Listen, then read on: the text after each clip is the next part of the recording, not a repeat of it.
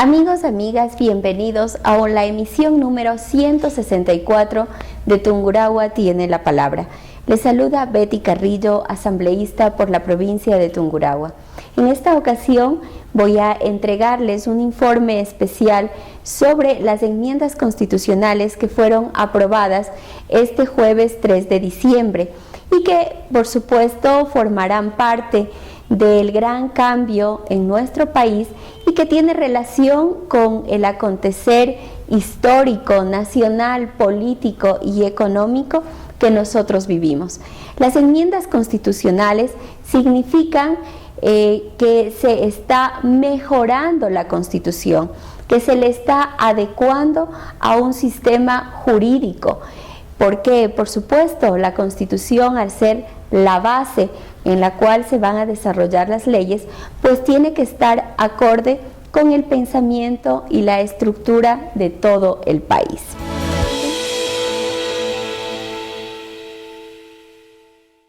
Entonces, vamos con la primera enmienda. La primera enmienda que se aprobó tiene relación con el gobierno central y con los GATS. Veamos el siguiente video.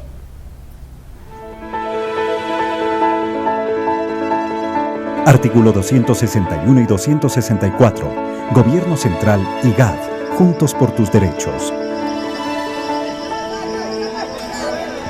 ¿Cuándo hemos tenido una infraestructura como esta con toda la tecnología? O sea, es algo admirable. En mi tiempo no había esto, mientras ahora el gobierno nacional les ha dado todas las facilidades a los estudiantes para que los estudiantes se preparen, pero al pasar del tiempo, quizá a los 6, 8, 10 meses o al año, tendremos la necesidad de pintar lo que es el cerramiento.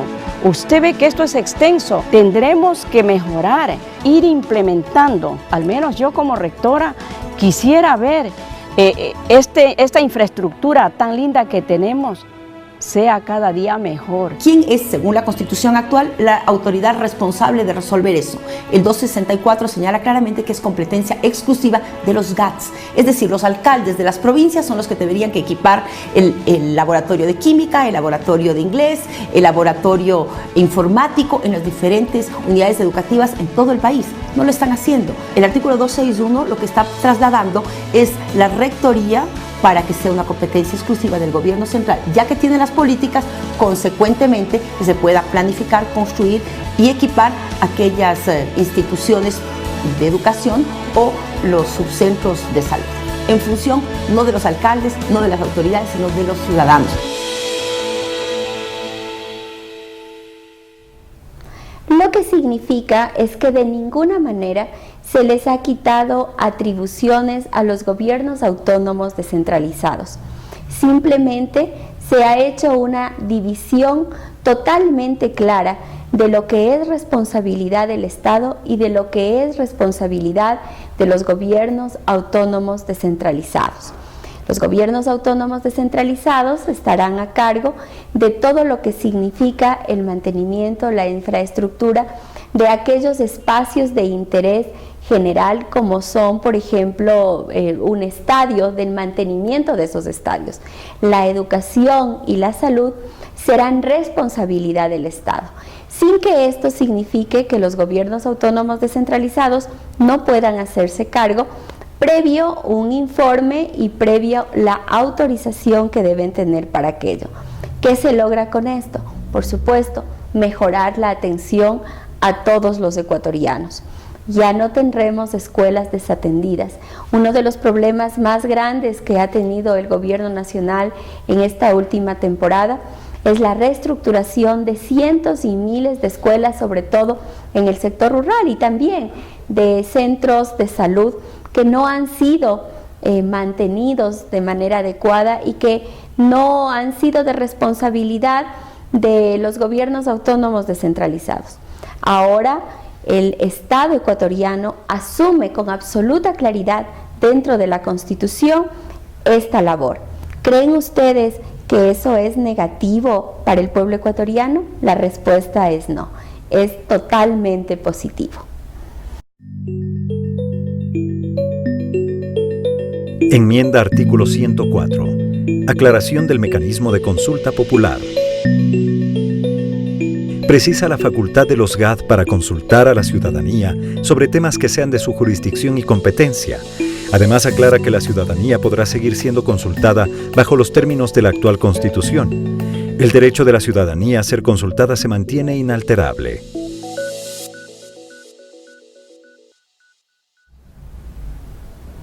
Se ratifica lo que nosotros siempre hemos considerado el primer poder. El poder de los ecuatorianos a decidir, el poder de los ciudadanos a que podamos nosotros ser parte integrante de los cambios más fundamentales dentro de la sociedad. Ahora, la consulta popular sigue siendo un derecho y una garantía de todos los ecuatorianos, pero por supuesto, la consulta que se debe hacer a los gobiernos autónomos descentralizados debe estar dentro de las competencias que ellos realizan. ¿Por qué esto? Porque en cantones pequeños lo que se estaba haciendo es pidiendo consultas populares con respecto a temas que no eran de responsabilidad de los GATS. Así que, una vez más, está ratificado el derecho de los ecuatorianos a decidir. Artículos 114 y 144. Postulación para reelección.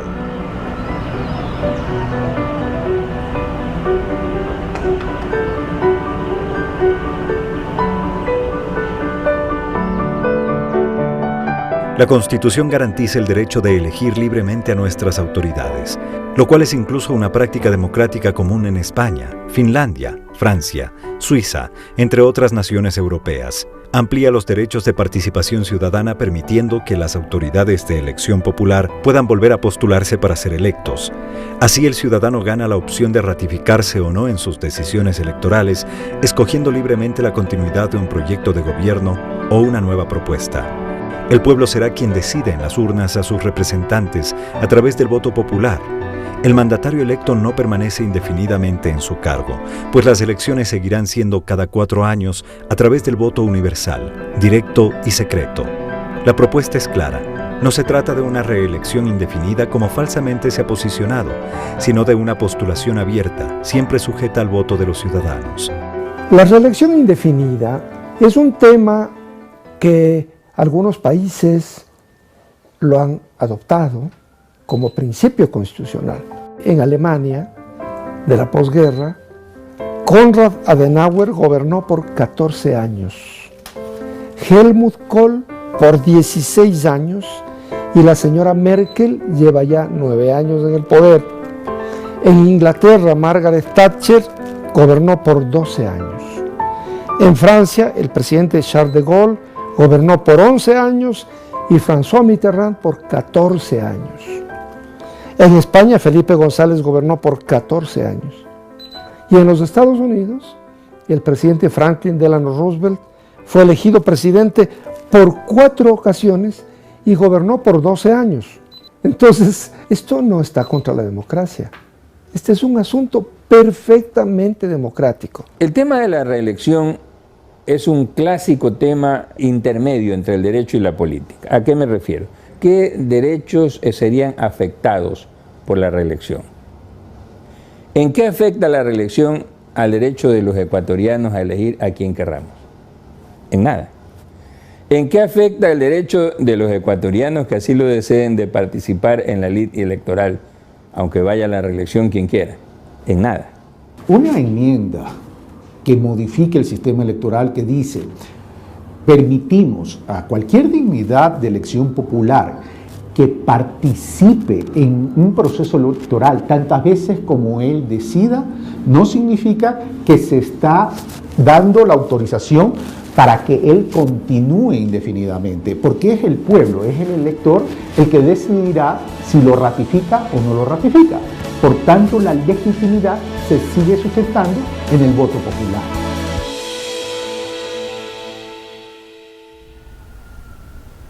Una de las preocupaciones que tenía la oposición, si es que lo podemos llamar preocupación, es el hecho de que el presidente Rafael Correa tenga la posibilidad de ser nuevamente candidato para la presidencia de la República. Hablaban de que esto significaría mantenerse en el poder y que esto forma parte de una dictadura que se ha dado en nuestro país. Nosotros consideramos de que no se trata de la posibilidad que tenga cualquier ciudadano, no hablemos del presidente Rafael Correa, sino de cualquier ciudadano, de ser candidato, de postularse. Aquí quien decide siempre va a ser el pueblo. No está en la decisión cuando se trata del apoyo popular, cuando se trata de una elección, cuando se trata de representar a la ciudadanía por el voto popular, no está en la decisión de la persona que es candidato. La decisión está en quienes votan, la decisión está en el pueblo. Sin embargo, nosotros absolutamente sintonizados con la ciudadanía, y luego de los procesos que se dieron de socialización a lo largo y ancho del país, consideramos que era importante demostrar en la práctica que la intencionalidad del gobierno de la Revolución Ciudadana no era mantenerse en el poder, sino más bien el tener la posibilidad de, en elecciones limpias y transparentes, tener la posibilidad de que el pueblo ecuatoriano decida si quiere o no quiere continuar con las obras que se han hecho en estos últimos 8 años. Pero para esto, la decisión está en que el presidente de la República, vicepresidente de la República, no puedan participar en este proceso electoral que se dará en febrero del 2017, para lo cual se ha puesto una transitoria en la que claramente determina que esta enmienda constitucional de la postulación indefinida, es decir, la posibilidad de ser candidato, sea a partir del 2021. Con esto, tanto el presidente, vicepresidente de la República, como los asambleístas, pues no podrán, si es que han sido reelectos, no podrán participar en el proceso electoral que se dará en febrero del 2017. Esta es la prueba más grande de que nosotros estamos convencidos de que la ciudadanía, sea quien sea el candidato a presidente o vicepresidente de la República, asambleístas por parte del Movimiento País, pues gozarán de la confianza del pueblo ecuatoriano y será siempre la majestad del pueblo la que decida. Enmienda artículo 229, 236, 326. Igualdad de derechos y obligaciones para quienes trabajan en el sector público. Actualmente los trabajadores y servidores públicos están contratados bajo 2 modalidades, afectando la equidad en tanto sus deberes y derechos. Esta enmienda busca regular a todo el sector público un solo cuerpo legal. Se mantendrá el régimen establecido en el Código del Trabajo para quienes fueron contratados bajo esta norma. Hemos decidido apoyar las enmiendas de los derechos de los servidores públicos porque realmente se evitará la discriminación laboral en las instituciones del sector público. Quiere decir que los derechos de los servidores públicos tienen que ser los mismos, pertenezca a la institución en donde pertenezcan, sean de los consejos provinciales, sean los trabajadores de la asamblea, tanto para la empresa pública que tiene más prebendas como para el ministerio más chiquito que tiene menos. Bueno, si direccionamos que todos los trabajadores del servicio público pertenezcan y tengan un solo marco jurídico, ¿no es cierto? Prácticamente estamos poniendo orden en la casa. La Constitución de la República habla de igualdad. Creemos que es indispensable que tengan los mismos derechos, las mismas garantías. Por ejemplo, si tú eres un obrero amparado en el Código del Trabajo, tú no tienes derecho a estudiar ni a crecer profesionalmente, porque la ley no te permite tener un tiempo para poder hacerlo, mientras que si tú estás amparado en la Ley de Servicio Civil y Carrera Administrativa, la obligatoriedad de tu empleador, del Estado ecuatoriano, es darte 2 horas para que tú puedas formarte, hacer una maestría, una especialización. ¿Por qué las diferencias? Creemos que es importantísimo tener igualdad de condiciones. Para realizar esta enmienda, la Asamblea Nacional nombró una subcomisión en la que participaron las organizaciones sindicales y participamos en representación de los asambleístas Byron Valle, Ángel Rivero, Fausto Cayambe y Betty Carrillo como representante de la provincia de Tungurahua. Trabajamos varias semanas en establecer cuáles son los derechos de las y los trabajadores, vigilantes de que en ningún caso exista restricción o disminución de derechos de los trabajadores, respetando y haciendo una revisión general de cuáles son los convenios que han sido ratificados por el Ecuador y que guardan concordancia con los derechos consagrados en la Organización Internacional de Trabajo. Presentamos una propuesta al presidente de la República para que se ratifique el convenio 151 de la Organización Internacional del Trabajo, que habla sobre el derecho a la organización sindical. Pero también, por otro lado, establecimos claramente la diferencia que existe entre los trabajadores del servicio público y los trabajadores del servicio privado. Y identificando todos estos derechos y también cuáles son aquellas diferencias, presentamos a la Comisión de Enmiendas una propuesta que fue acogida en su totalidad y que va mucho más allá de lo que en primera instancia fue recibido dentro del paquete de enmiendas constitucionales y que tiene relación con establecer el derecho de todos los trabajadores a la asociación, a la organización sindical. En segundo lugar, el derecho que tienen los trabajadores privados a la sindicalización, así como también los trabajadores públicos. Y por otro lado, determinamos claramente en esta enmienda la libertad que existe a la huelga. Por supuesto, precautelando los derechos de los ciudadanos ecuatorianos, se mantiene el hecho de que no se podrán paralizar ninguna instancia pública que tenga relación con las áreas estratégicas, porque, como ustedes saben, sería sumamente grave que por una paralización en el sector público se quite la luz, se quite el agua a los ecuatorianos. Es decir, garantizando los derechos de los trabajadores, también estamos garantizando los derechos del pueblo ecuatoriano. Enmienda artículo 370 y 372. Enmienda sobre pensiones jubilares de la fuerza pública. Se establecerá con rango constitucional el derecho a la jubilación para los miembros de las Fuerzas Armadas y Policía Nacional. El Estado garantizará que los compatriotas que velan por la seguridad de nuestro país y su gente reciban sus jubilaciones una vez que pasen al retiro.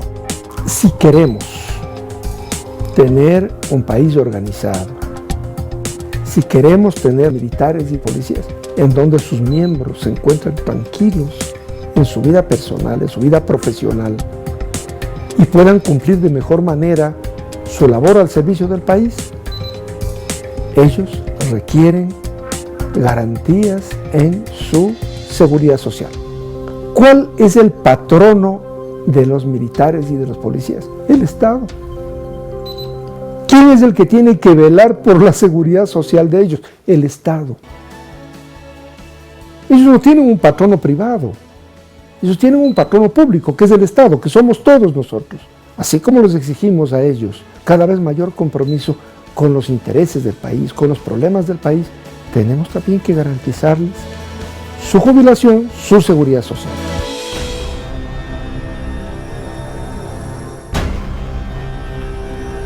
Enmienda artículo 158. Garantía a la seguridad integral.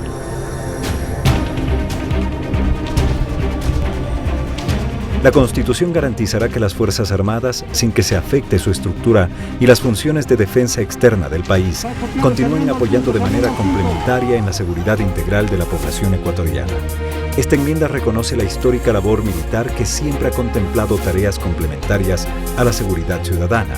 Por ejemplo, actividades con la ciudadanía durante emergencias, desastres naturales, eventos climáticos adversos y apoyo en el combate del crimen organizado bajo el irrestricto respeto a los derechos humanos.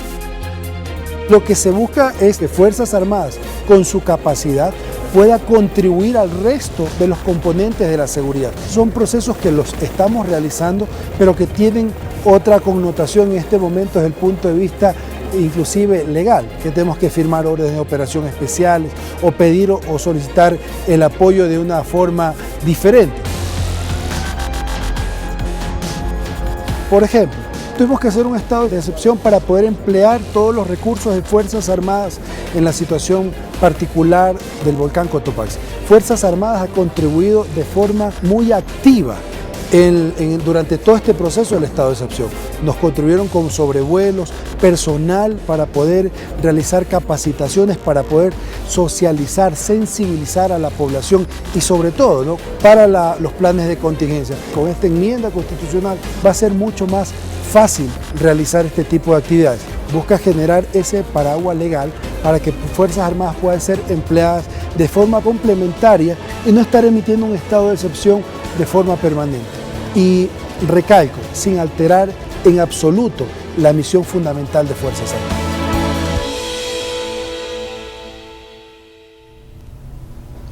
Esta enmienda se la hizo fundamentalmente por la necesidad ciudadana a la seguridad.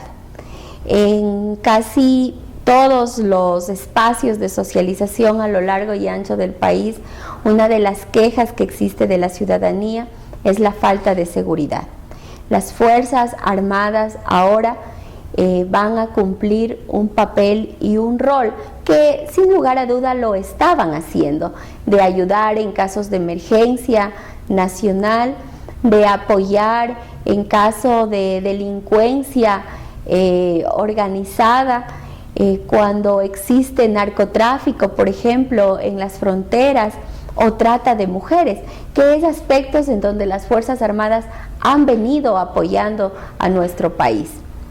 Sin embargo, la Constitución restringía esa posibilidad.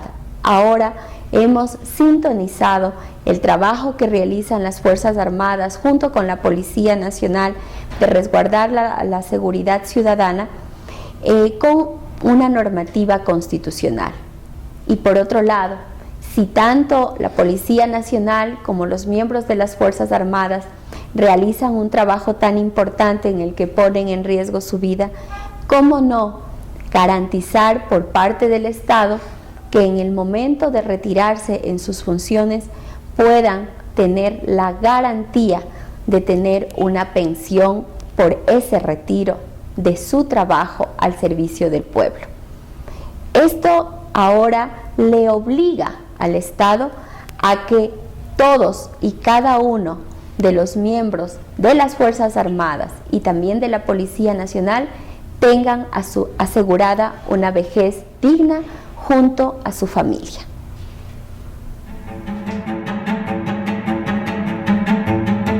Enmienda artículo 384. La comunicación como un servicio público. Los derechos se garantizan a través de los servicios públicos. La salud, la educación, el agua, la comunicación son derechos y su prestación debe ser responsable. La enmienda propone ampliar nuestro derecho a la comunicación, ya que la actividad de los medios de comunicación social debe ejercerse como un servicio a la colectividad, que requiere la no monopolización de ningún sector.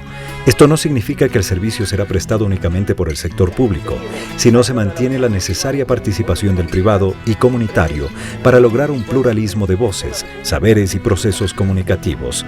No se restringe en absoluto el derecho de los medios de comunicación social. Lo que se busca al considerar a la comunicación como un servicio público es garantizar que al ser la información un derecho constitucional y un bien público, se la preste con responsabilidad y calidad. El objetivo de los servicios públicos es garantizar derechos, en este caso el derecho a la comunicación. No hay que entenderlos a la manera antigua.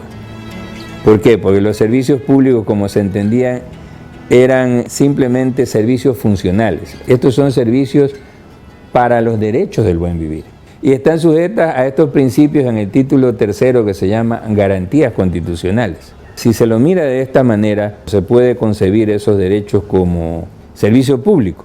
Cuando un servicio es público, significa que no puede haber una persona que pueda apoderarse y ser el gran distribuidor de ese servicio, como la educación, como la salud. Eso no significa que no pueda ser, obviamente, manejado por medios privados, públicos y comunitarios. Equitativamente, además, distribuidas las frecuencias, 33% privados, 33% públicos, 34% comunitarios. La educación es un servicio público, potestad del Estado, que lo pueden manejar privados con la rectoría del Estado, que lo pueden manejar públicos y que lo pueden manejar comunitarios. Lo mismo la comunicación. Ni de lejos se puede pretender pensar que lo que se quiere en comunicación es que solamente el sector público pueda derivar información. No. Lo que se quiere es que los ciudadanos, por eso se habla de empoderamiento ciudadano, reciban comunicación de calidad, una información en contexto de lo que está sucediendo en el acontecer nacional e internacional.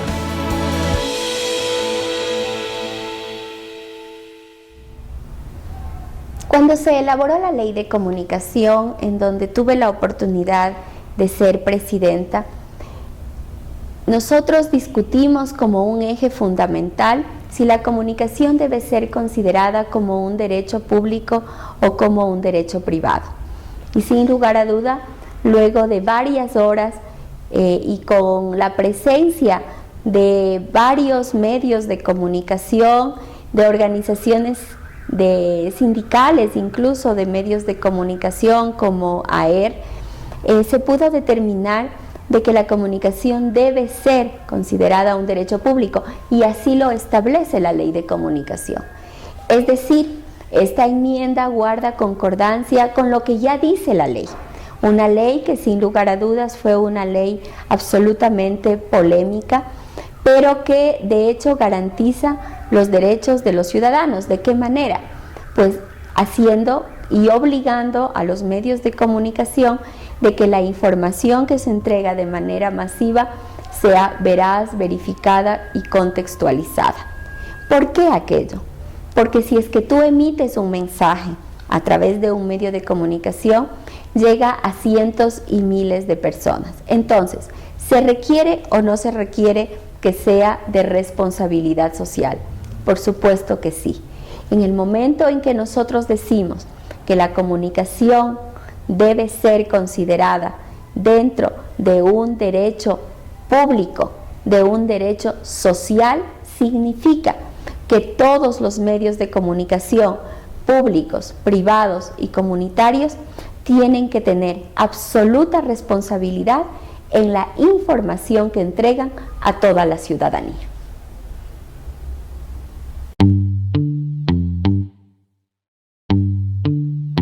Enmienda artículo 221. Una Contraloría con competencias precisas. Hoy la Contraloría realiza el trabajo que también lo hacen otras instituciones: velar por el uso correcto de los recursos estatales y evaluar la gestión y procesos de las instituciones públicas. Esta enmienda promueve la excelencia de la institución, definiendo el rol de la Contraloría General del Estado como responsable del control de los recursos públicos exclusivamente. La Contraloría como ente de control permite que la inversión, los fondos públicos, sea invertido a servir a los ciudadanos. No debe meterse en el tema de medir gestiones, porque nuevamente le digo, hay duplicidad de esfuerzos, ya que hay otros estamentos del Estado que vigila justamente ese cumplimiento de lo planificado durante el año y durante la gestión administrativa. La Contraloría General del Estado, pues, las funciones de ella es venir cada semestre a hacer su auditoría, a revisar documentación para ayudar a controlar los recursos del Estado que estamos manejando nosotros los gastos. El organismo de control, el de calificación debe ser otra entidad. ¿Cumplieron los funcionarios o no cumplieron con el manejo honesto, limpio, responsable de los fondos públicos? Esa es la tarea que le corresponde a la Contraloría, pero darle potestades políticas para que juzgue si los funcionarios cumplieron o no con los objetivos políticos de un gobierno, me parece equivocado. La Contraloría no es juez político, ni puede ser juez político de nadie.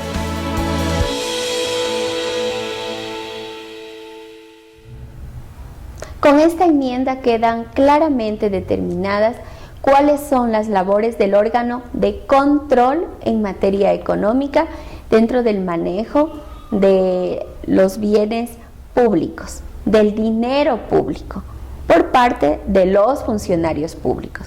¿Cuál es la institución? La Contraloría General del Estado. ¿Qué es lo que pasaba antes?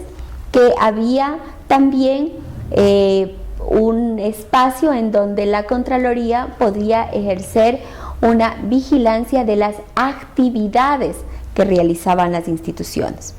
Nosotros consideramos que esas actividades ya están determinadas para otras áreas, incluso las de participación ciudadana y las de veeduría.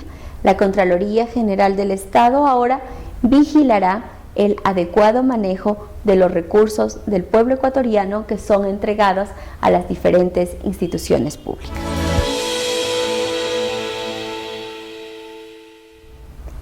Esos han sido los principales cambios que se han dado a la Constitución. Esas son las enmiendas constitucionales. Les pregunto a todos ustedes, ciudadanos y ciudadanas, ¿consideran que restringe derechos? La respuesta es no. ¿Consideran ustedes que se está violentando a los ciudadanos y ciudadanas? La respuesta es no. ¿Consideran ustedes que esto lo que hace es sintonizarse con una realidad y una necesidad de los ecuatorianos? La respuesta, por supuesto, será sí. Las enmiendas constitucionales lo único que han hecho es mejorar las condiciones que ahora tenemos.